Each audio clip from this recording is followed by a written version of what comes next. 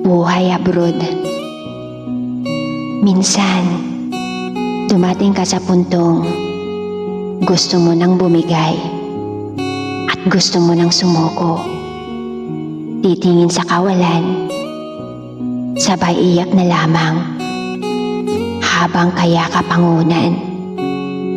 Tiis at tiyaga lang ang labanan. Ganyan ang buhay abroad. Nagtitiis at nagsasakripisyo para sa pamilya.